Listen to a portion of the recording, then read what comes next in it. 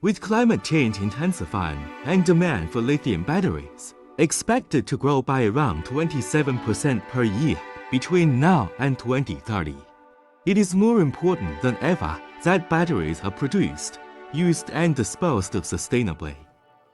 Approximately 74% of consumers worldwide say they are concerned about the impact of disposing or recycling batteries at the end of their useful life.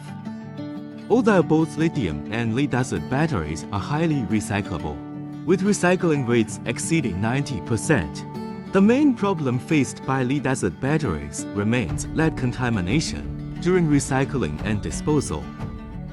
Regarding lifespan, lead-acid batteries provide only about 300 to 500 cycles. In contrast, lithium batteries have an average lifespan of 10 times that of lead-acid batteries. So using lithium batteries eliminates the need for frequent replacements and minimizes the amount of material used. Today, lithium iron phosphate batteries are the most environmentally friendly lithium battery chemistry on the market, which can significantly reduce greenhouse gas emissions during manufacturing, transportation, and logistics.